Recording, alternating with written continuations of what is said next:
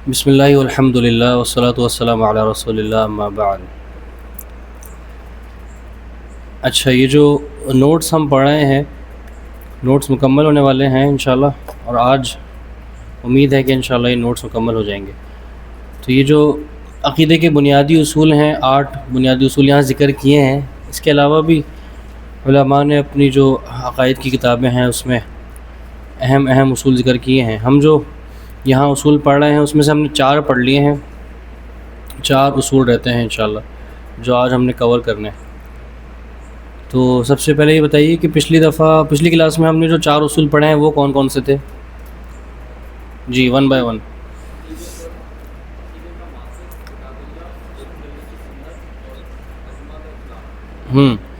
عقیدے کا ماخذ نہیں، ماخذ کہتے ہیں، یعنی جو اس کا سورس ہے، عقیدہ ہم کہاں سے لیں گے، اور وہ کیا ہے؟ کتاب اللہ، یعنی اللہ تعالیٰ کی کتاب قرآن مجید، اور رسول اللہ صلی اللہ علیہ وسلم کی صحیح سنت۔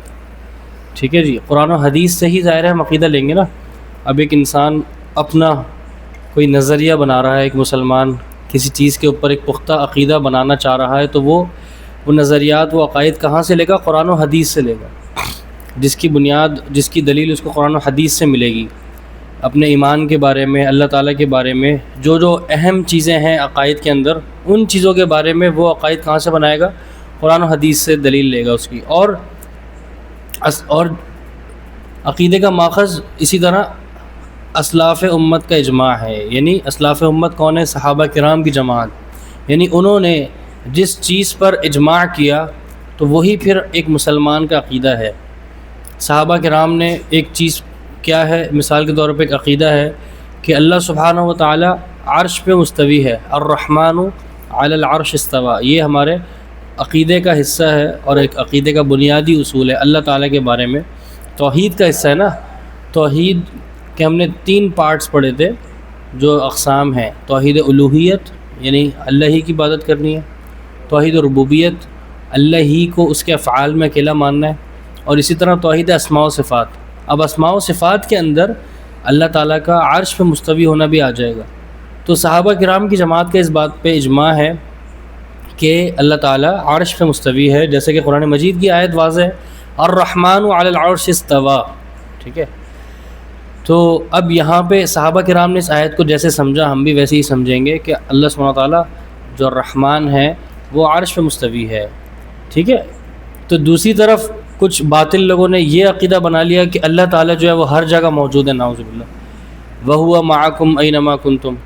اس کا مطلب یہ ہے کہ اللہ تعالیٰ جہاں تم ہو وہاں اللہ تعالیٰ موجود ہے اپنے علم کے لحاظ سے۔ ٹھیک ہے، يَعْلَمُ خَائِنَةَ الْأَعْيُنِ وَمَا تُخْفِي الصُّدُورُ، اللہ تعالیٰ سب چیزیں جانتا ہے، آنکھوں کی خیانت بھی، دلوں کے بھید بھی، دلوں کے جو جتنے بھی انسان کے دل میں جو چیزیں چھپی ہوتی ہیں وہ سب جانتا ہے۔ تو اللہ تعالیٰ علم کے اعتبار سے، بصارت یعنی دیکھنے کے اعتبار سے، سننے کے اعتبار سے اللہ تعالیٰ ہر جگہ موجود ہے، لیکن اپنے وجود کے اعتبار سے اللہ تعالیٰ عرش پر مستوی ہے۔ تو ٹھیک ہے، یہ ایک مثال کے طور پر میں نے دیا ہے کہ سلف کا، جو صحابہ کرام کا جو عقیدہ ہے، اس چیز میں جتنے بھی اسلامی عقائد ہیں ہمیں وہی اپنانے۔ ٹھیک ہے، نمبر 1 تو یہ تھا ہمارا کہ عقیدے کا ماخذ، ہم عقیدہ لیں گے کہاں سے۔ نمبر 2، ہر وہ چیز جو رسول اللہ صلی اللہ علیہ وسلم کی سنت سے صحیح طور پر ثابت ہو، اس کو قبول اور تسلیم کرنا واجب ہے، اور اس پر حسب استطاعت عمل کرنا بھی ضروری ہے، چاہے وہ چیز عقیدے کے متعلق ہو یا دیگر شرعی احکام سے تعلق رکھتے ہوں، اگرچہ وہ خبر واحد سے کیوں نہ ثابت ہو۔ یہ بھی چیز ہم نے ڈسکس کر لی تھی اچھی طرح کہ کوئی بھی چیز چاہے وہ عقیدے کے اندر ہو، اور یہاں انہوں نے ذکر کیا ہوا ہے کہ عقیدے کے علاوہ جو انسان کے معاملات ہیں، دنیاوی معاملات ہیں اور اسی طرح عبادات ہیں، اس کے اندر بھی کوئی ایسی چیز جو آپ صلی اللہ علیہ وسلم سے ایک حکم ثابت ہو جائے تو ہم نے اسی کو فوقیت دینی ہے، اسی کو ترجیح دینی ہے۔ ٹھیک ہے، چھوٹی چھوٹی سنتیں ہم دیکھتے ہیں، روزمرہ کے معمولات ہیں، آپ صلی اللہ علیہ وسلم کس طرح سوتے تھے، آپ صلی اللہ علیہ وسلم کس طرح کھانا کھاتے تھے، آپ صلی اللہ علیہ وسلم کس طرح جو ہے وہ چلتے تھے، آپ صلی اللہ علیہ وسلم جو ہے وہ گھر میں ان کے کس طرح معاملات تھے اپنی ازواج کے ساتھ، اولاد کے ساتھ، رشتہ داروں کے ساتھ۔ اسی طرح نماز کے معاملات ہیں، آپ صلی اللہ علیہ وسلم جو ہے وہ کب کون سی سنتیں پڑھتے تھے اور کس طرح کے، تو ان چیزوں میں ہم نے ترجیح جو ہے وہ آپ صلی اللہ علیہ وسلم کے عمل کو دینی ہے اور اسے ہی حجت بنانا ہے۔ ٹھیک ہے، فہم کتاب و سنت کا حصول، قرآن مجید، قرآن و سنت کے نصوص جو ایک دوسرے کی وضاحت کرتے ہیں، یہ بہت اہم چیز ہے۔ پھر سلف صالحین کا فہم اور وہ ائمہ کرام جو سلف صالحین کے طریقے پر چلتے ہیں۔ بہت آسان بات ہے کہ اب تیسری چیز دیکھیں، عقیدے کا ماخذ جیسے ہم نے پڑھا نا، بھائی ہم نے ایک دلیل سن لی قرآن سے، حدیث سے، لیکن اس کو سمجھنا کیسے ہے؟ دیکھیں، فہم و کتاب و سنت کا حصول، یعنی آپ نے ایک دلیل لی، اب اس کے فہم کو آپ کیسے حاصل کریں گے، کہاں سے حاصل کریں گے، وہ بتا رہے ہیں۔ قرآن و سنت کے نصوص جو ایک دوسرے کی وضاحت کرتے ہیں، یاد رکھیے قرآن مجید کی تفسیر، ہم جب قرآن مجید کی تفسیر دیکھتے ہیں تو قرآن مجید میں ہی ایک آیت کی وضاحت دوسری آیت میں موجود ہوتی ہے، ٹھیک ہے؟ تو یہ قرآن مجید کے ایک تفسیر کے یوں کہہ لیں، یہ اسٹیپس ہیں یا اس کے لیولز کہہ لیں۔ نمبر 1 تفسیر القرآن بالقرآن، یعنی قرآن کی تفسیر قرآن سے ہی ہوتی ہے۔ اسی طرح پھر دوسری چیز تفسیر القرآن بالسنہ، یعنی قرآن کی تفسیر حدیث سے پھر ہوتی ہے، ٹھیک ہے؟ تو یہ ہمیں آپ صلی اللہ علیہ وسلم نے اور صحابہ کرام نے طریقے بتا دیے کہ بھائی آپ نے دلیل کو، آپ نے شریعت کے معاملات کو کس طرح سمجھنا ہے، کس طرح فہم حاصل کرنا ہے۔ یہ نہیں کہ بس قرآن کھولا، کوئی مسئلہ، اچھا بھائی ایک چیز مل گئی بس ٹھیک ہے، اچھا جی چوری کرنے والے کے ہاتھ کاٹنے، مثال کے طور پر آپ نے یہ دلیل پڑھ لی، اب اس کی وضاحت احادیث میں آپ کو ملے گی کہ کتنی جو ہے وہ یعنی کس قدر چوری کی جائے، اور ہاتھ کاٹنے کے معاملات، ہاتھ کون کاٹے گا، کوئی بھی پکڑ کے ہاتھ کسی کا کاٹ دے، یہ سارے معاملات احادیث سے ہمیں پتہ چلیں گے نا۔ تو ایک دلیل دوسری دلیل کی وضاحت کر رہی ہوتی ہے۔ تو قرآن مجید کا فہم ہم نے کیسے حاصل کرنا ہے کہ قرآن کی ایک آیت کی تفسیر ہمیں دوسری آیت سے کہیں ملے گی، وہ ہمیں علماء بتائیں گے کہ ہاں دیکھیں اس آیت کی تفسیر آپ کو وہاں مل رہی ہے۔ جیسے میں نے پچھلی کلاس میں کئی مثالیں دی تھی، کوئی مثال آپ کے ذہن میں ہو؟ جی سورۃ التکاثر کی میں نے مثال دی تھی نا آپ لوگوں کو، الہاکم التکاثر حتی زرتم المقابر، کیا مطلب؟ جی الہاکم التکاثر کا مطلب، ہاں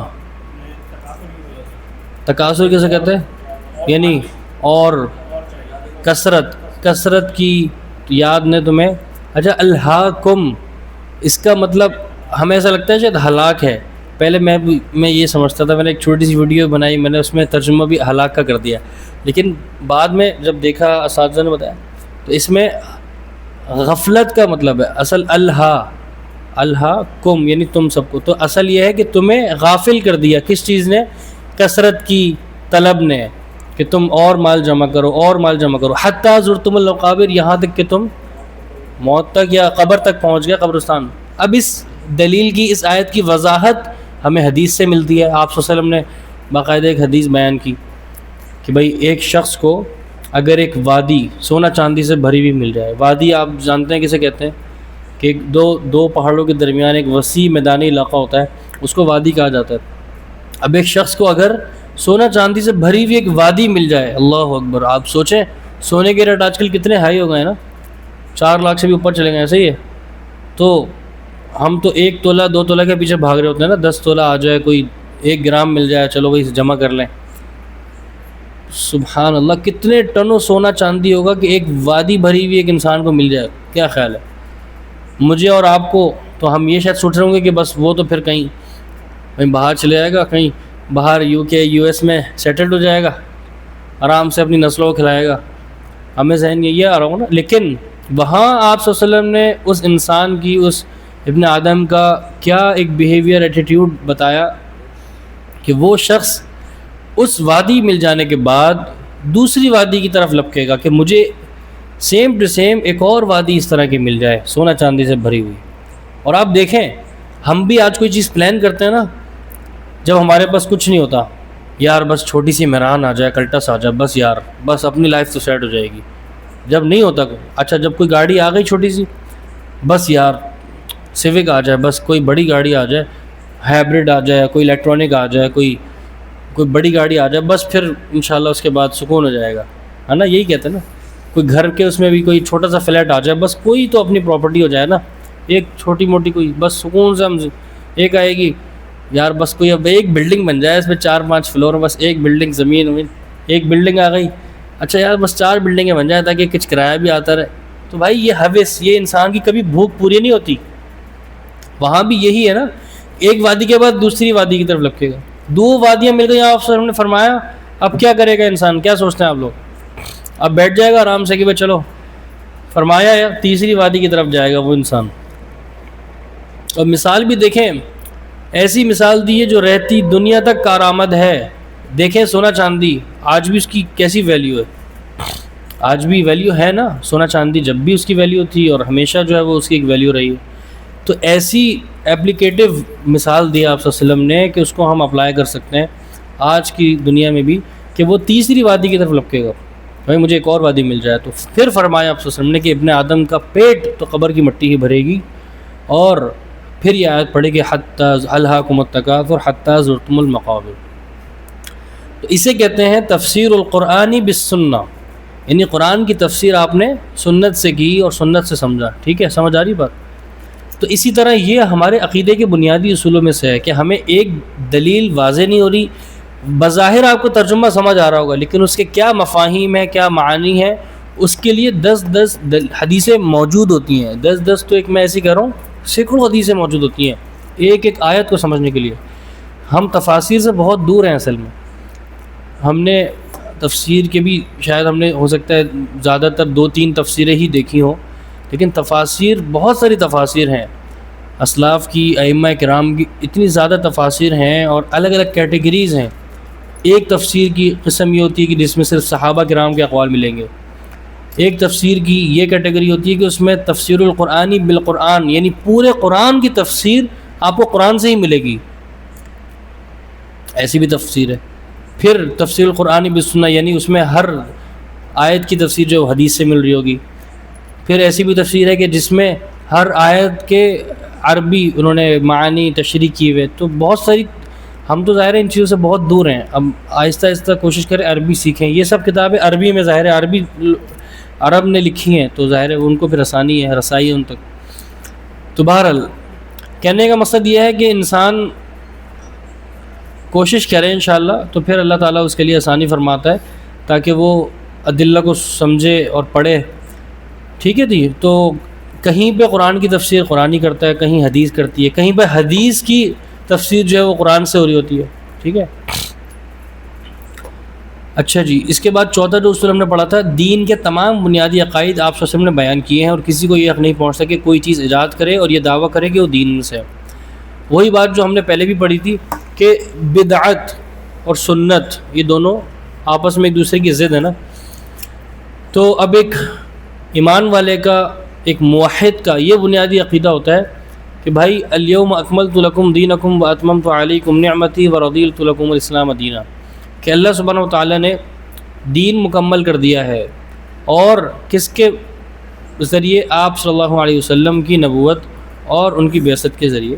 اور آپ صلی اللہ علیہ وسلم کے اوپر پورا قرآن نازل ہوا، اس کی تشریح آپ صلی اللہ علیہ وسلم نے اپنے عمل سے، قول سے کر کے دکھا دی، واضح ہو گئی. اب اس کے بعد شریعت کا دروازہ بند ہو گیا. اس کے بعد اجتہاد کا دروازہ تو کھلا ہوا ہے. اجتہاد یعنی آپ صلی اللہ علیہ وسلم کے بعد کوئی ایسی چیز، ظاہر ہے وہ دین کے اندر جو ہے وہ نئی نہیں ہوتی، بلکہ مسائل کو سمجھنے کے اندر جو ہے وہ اختلاف ہوتا ہے، اور پھر علماء جو ہے وہ اس میں اجتہاد کرتے ہیں. اس میں بھی باقاعدہ حدیث ہے کہ جو 2 مجتہد ہوتے ہیں، تو اگر اس میں سے ایسا مجتہد کہ جس کا اجتہاد حق بات تک پہنچ جائے تو اس کے لیے 2 اجر ہے اللہ تعالیٰ کی طرف سے. اور ایسا مجتہد کہ وہ اس نے بھی اجتہاد کیا ہے دلیل کی بنیاد پہ، یہ نہیں کہ بس اپنی عقل کی بنیاد پہ، ہاں مجھے یہ سمجھ آ رہا ہے چلو بھائی میں اٹھ جاؤں آج اجتہاد کر لوں، اور میں کسی ایسی چیز کو اپنی سوچ سے سمجھ لوں جیسی امت میں آج تک کسی نے نہ سمجھی ہو.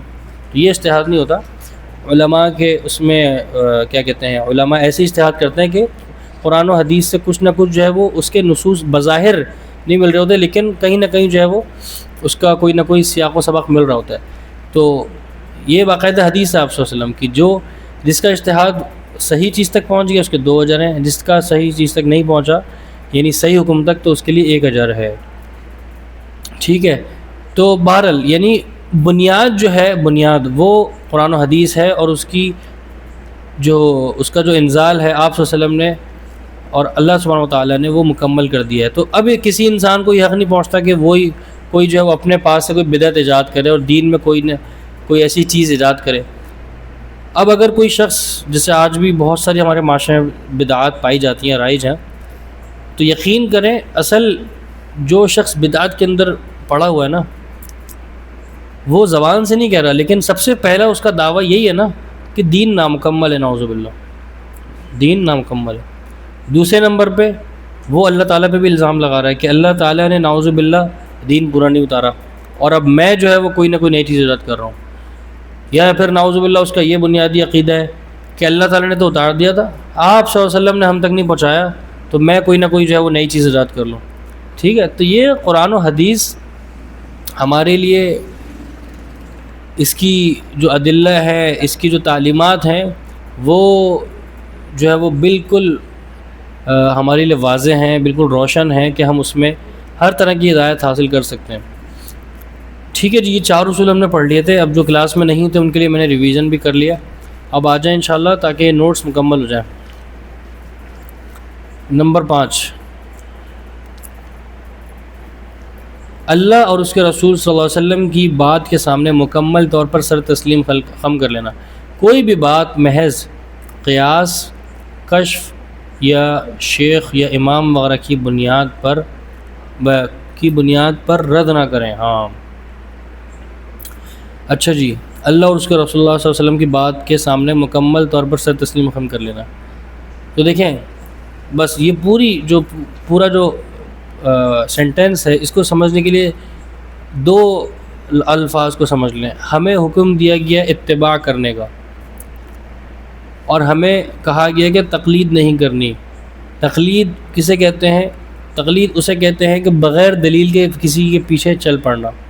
تو ہمیں اتباع کا حکم دیا گیا ہے قرآن و حدیث میں بھی، اور اسی طرح قرآن میں بھی اور آپ صلی اللہ علیہ وسلم کی تعلیمات میں بھی کہ اتبعوا ولا تبتدعوا، کہ بھائی اتباع کرو، دین میں نئے نئے کام ایجاد نہ کرو. تو اب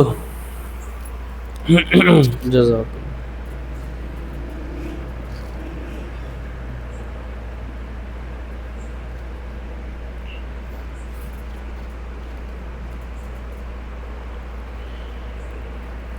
جی. تو ہمیں جو حکم دیا گیا وہ اتباع کا حکم دیا گیا. قرآن و حدیث میں جگہ جگہ اس کے ادلہ موجود ہیں. ہم نے کس سے بچنا ہے؟ تقلید سے. جو لوگ اتباع نہیں کرتے تو ان کے سامنے یہی تقلید کا مسئلہ آتا ہے. اب تقلید میں یہی چیزیں ہیں جیسے قیاس، کشف یا شیخ یا امام وغیرہ کی باتوں کو بنیاد بنا کر اور قرآن و حدیث کو رد کر دینا. قیاس یہی ہے کہ ایک چیز شریعت یہ کہہ رہی ہے، اب اس کے بعد شریعت کے اصول کو آپ کچھ ایسی چیزیں ہیں ان پہ بھی اپلائی کرنا شروع کر دیں کہ بھئی ہاں اس کے مطابق میں ان چیزوں کو بھی فالو کروں گا. مثال کے طور پہ شریعت میں اگر کیا کہتے ہیں، شریعت کی دلیل ہے، قرآن میں بھی ہے، حدیث میں بھی ہے کہ بھئی شراب جو ہے وہ حرام ہے، شراب میں کیا ہے؟ نشہ ہے. ٹھیک ہے، اب قیاس ہم جو نشہ ہے اس کا قیاس ہم ان چیزوں پہ بھی کریں گے کہ بھئی شراب کے علاوہ بھی بہت ساری چیزیں ایسی ہیں نا کہ جس میں نشہ پایا جاتا ہے. سگریٹ ہے، اس کے علاوہ جو نئے نئے نشے ہیں آج کل ہمیں پتہ ہے، اور ہمیں نہیں اتنے پتہ ہے، مطلب یہ ہے کہ معاشرے میں جو رائج ہے. ٹھیک ہے، تو اب صحیح قیاس یہ ہے کہ اصول شریعت نے ہمیں بتا دیا کہ بھئی جس چیز میں بھی نشہ ہے، نشے کی وجہ سے وہ چیز جو ہے وہ حرام ہو جائے گی. ٹھیک ہے، یہ قیاس صحیح ہے. اب یہ تو ہم نے صحیح کیا نا. اب کچھ چیزیں ایسی ہوتی ہیں کہ وہاں یہ فارمولہ یا یہ طریقہ اپلائی نہیں ہو رہا ہوتا، جو دوسرے کچھ گروہ ہیں، دوسرے کچھ فرقے ہیں، تو پھر وہ قیاس ظاہر ہے ان کا نہیں مانا جائے گا. اسی طرح کشف، کوئی بیٹھا ہوا ہے بابا یا کوئی، اس کو کچھ خیال آ جائے سوتے ہوئے کچھ، ہاں بھائی مجھے جو ہے وہ یہ الہام ہوا ہے اور میں آج سے یہ اپنا کوئی عمل شروع کر رہا ہوں، اور لوگوں کو پھر اسی پہ لگا دیا کہ بھائی، تو بھائی وحی کا سلسلہ تو بند ہو چکا ہے نا. تو لوگوں کو اگر دیکھیں، اللہ تعالیٰ اپنے بندوں کے دل میں کوئی نہ کوئی اچھی بات، ظاہر ہے جب انسان استخارہ کرتا ہے تو استخارے کے بعد بھی انسان کا دل کسی طرف مائل ہوتا ہے نا، کسی اچھی چیز کی طرف، تو وہ اللہ کی طرف سے ہوتا ہے. لیکن ایک شخص نہ نمازیں پڑھ رہا، نہ اس کو طہارت کی فکر، نہ جسمانی طہارت، نہ قلبی طہارت، نہ دل کی طہارت. اور ایسے شخص کے بارے میں پھر کون سے الہام اور کون سے کشف کا آپ خیال کریں گے؟ ظاہر ہے اب تو اسی لیے ایسے بہت سارے لوگ ہیں جاہل لوگ جو پھر اپنے دوسرے مریدوں کو بھی اور پھر دوسرے لوگوں کو بھی اپنے پیچھے لگاتے ہیں اور کہتے ہیں کہ بھائی ہمیں خواب میں وہ آئے فلاں صاحب، فلاں بابا صاحب، فلاں مولانا صاحب، انہوں نے یہ بتایا کہ نعوذ باللہ کس کس کا دیدار ہوا، اور پھر اس طرح کی باتیں ہم آج کل سنتے بھی ہیں، دیکھتے بھی ہیں. تو اب ان چیزوں کی وجہ سے جاہل عوام کیا کرتی ہے کہ وہ قرآن و حدیث کی باتوں کو چھوڑ دیتی ہے. ٹھیک ہے، قرآن و حدیث کی دلیل کو چھوڑ دیتی ہے. اسی طرح آگے شیخ یا امام وغیرہ کی بات، اب اس میں بہت سارے پڑھے لکھے لوگ، لیکن ان کے ذہن میں یہ بات ڈال دی گئی ہے کہ بس ہم نے کسی ایک خاص امام کو فالو کرنا ہے، یا ہم نے کسی ایک خاص فقہ کو یا شیخ کو فالو کرنا ہے، انہی کی بات کو سب سے اوپر رکھنا ہے، چاہے قرآن کچھ کہہ رہا ہو، چاہے حدیث کچھ کہہ رہی ہو، چاہے صحابہ کرام کا قول یا عمل کچھ کہہ رہا ہو. لیکن اگر ہمارے امام کا یہ قول آ گیا یا ہمارے امام کی یہ بات آ گئی تو پھر ہم اس کو مانیں گے. حالانکہ ان کے امام کے ہی اپنی کتابوں میں جگہ جگہ قول ملتے ہیں کہ بھائی میری اگر کوئی بات قرآن و حدیث کے خلاف ہو تو آپ میری بات کو دیوار سے مار دینا، میری بات کی کوئی ویلیو نہیں ہے. ٹھیک ہے، تو یہ اس اصول میں یہی سمجھایا جا رہا ہے کہ اللہ اور اس کے رسول اللہ صلی اللہ علیہ وسلم کے سامنے ہم نے اپنے آپ کو سرنڈر کرنا ہے، سر تسلیم خم کرنا ہے، اتباع کرنی ہے حدیث اور قرآن کی. ٹھیک ہے جی. تو یہ جو کسی کی تقلید میں یہ ساری چیزیں آ جائیں گی نا، قیاس، کشف یا شیخ یا امام وغیرہ کی یعنی باتوں پر اس کو بنیاد بنا کر قرآن و حدیث کو رد کر دینا. ٹھیک ہے، تو یہ اصول واضح ہے. تو یہ اب اس میں دیکھیں، جو ایک طرف جو میں نے بتایا کشف اور یہ چیزیں، یہ آپ کو جہلا میں ملیں گی. آپ جائیں کسی مزار پہ یا ادھر ادھر جو لوگ بیٹھے ہوئے اپنے بنا کے، وہاں ملیں گی جہاں جاہل لوگ آ رہے ہیں، جہاں بہت سارے مریض بھی آ رہے ہیں، طرح طرح کے لوگ آ رہے ہیں اپنی حاجات پوری کرانے، شرک میں پڑھ رہے ہیں. ٹھیک ہے.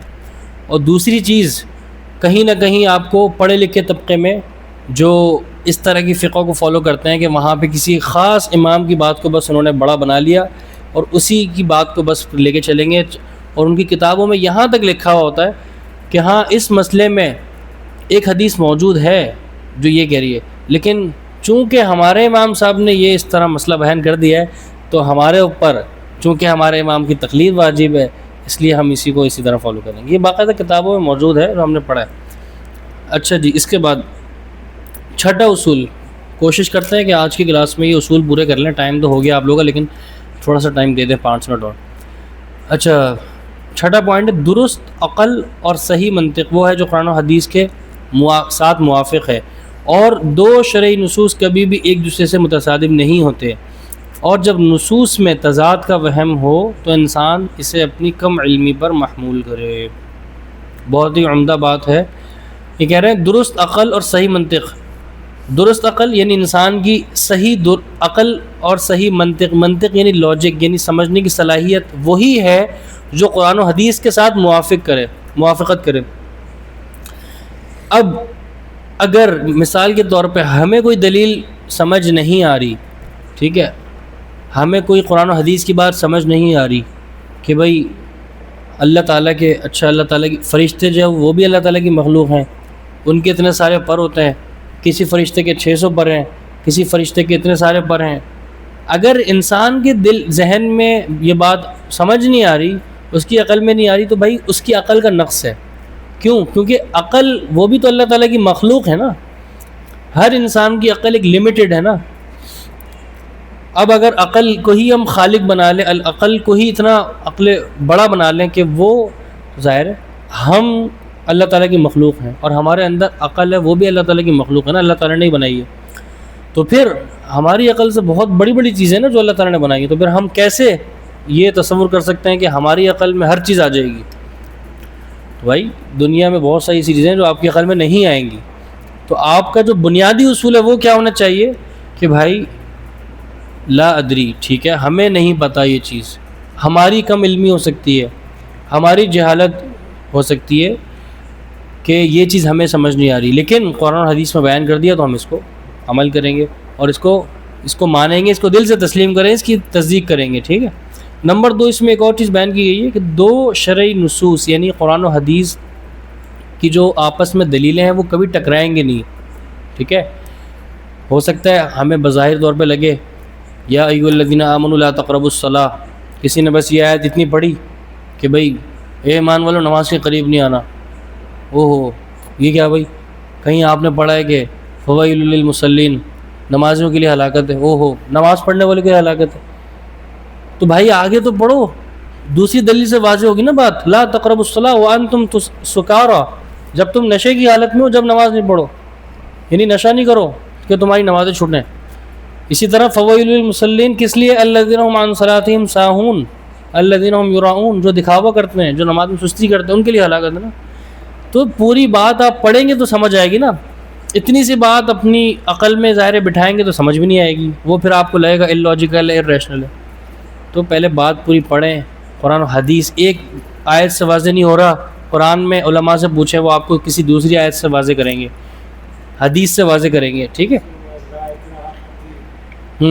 بالکل، جی لا اکراہ فی الدین، وہ کہتے ہیں نا بھائی کسی کو نماز پڑھنے کے لیے بولو، نہیں بھائی نہیں، لا اکراہ فی الدین، دین میں کوئی زبردستی نہیں ہے بھائی، یہ والی زبردستی نہیں، دین اس آیت کا مطلب یہ ہے کہ دین کو قبول کرنے میں کوئی زبردستی نہیں ہے، کہ اگر کوئی کافر ہے تو آپ اس کو زبردستی نہیں کہہ سکتے کہ بھائی چل دین اسلام قبول کر، وہ اس کے اوپر ہے، اٹس اپ ٹو ہم کہ وہ قبول کرے یا نہ کرے، اس کو آپ دلیلیں دیں، اس کو پیار سے سمجھائیں، اس کو اللہ تعالیٰ کی توحید سمجھائیں، وہ مان لیتا ہے تو اچھی بات ہے، ویل اینڈ گڈ، ورنہ اس کا اور اللہ تعالیٰ کا معاملہ ہے۔ لیکن اگر ایک شخص نے ایک دفعہ اسلام قبول کر لیا، ٹھیک ہے، لا الہ الا اللہ محمد رسول اللہ کہہ لیا، اس کے بعد تو پھر اس نے ظاہر پابندی کرنی ہے، ٹھیک ہے، اس کے بعد اس نے پابندی کرنی ہے، اس کے بعد بھی آہستہ آہستہ اس کو لے کے آئیں، آہستہ آہستہ اس کو لے کے آئیں، آہستہ آہستہ سمجھائیں، ایسا نہ ہو کوئی نان مسلمان ہوا تو اس کو بولیں چل بیٹا آ جاؤ تہجد پڑھیں، تراویح پڑھیں، اور 11 رکعت میں ویسے ہی تھک جائے گا وہ،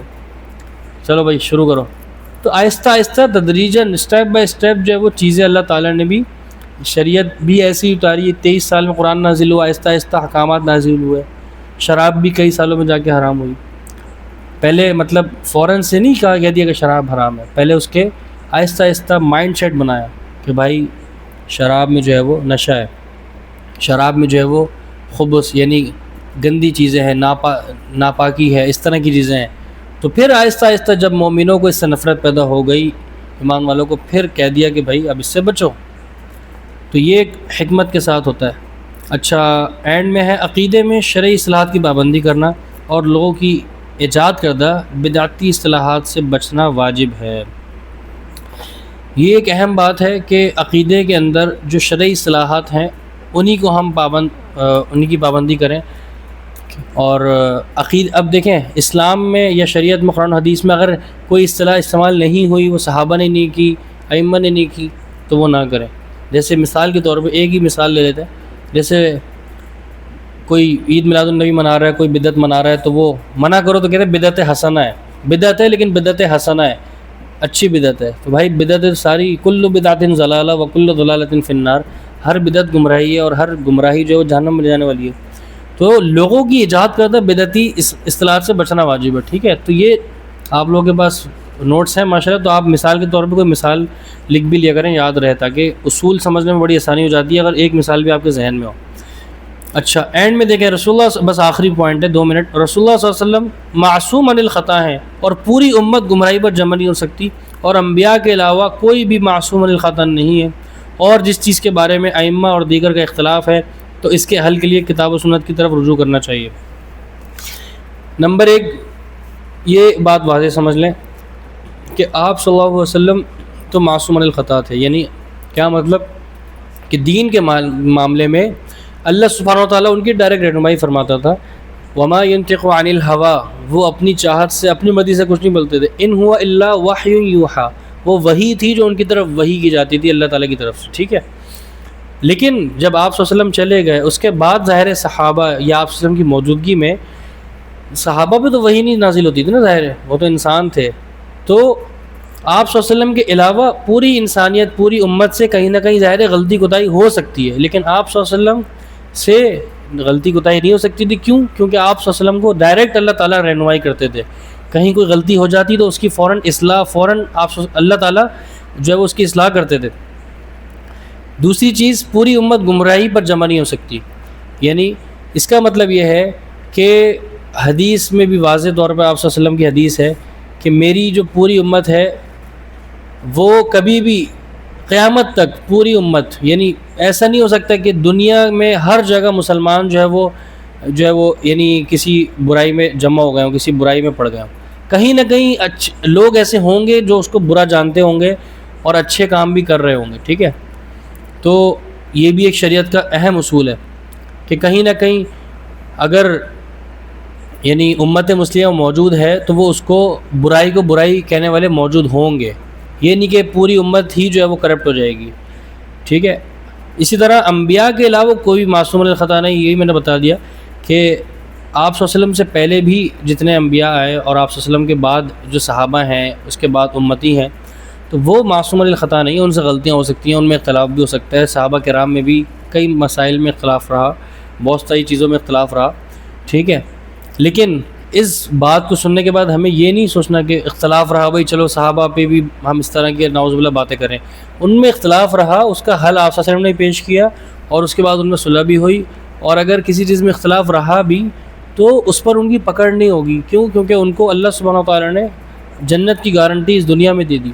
وَكُلًّا وَعَدَ اللَّهُ الْحُسْنَى، اللہ تعالیٰ نے تمام صحابہ سے جنت کا وعدہ کر لیا. رضی اللہ عنہم ورضوا عنہ، اللہ تعالیٰ ان سے راضی ہے.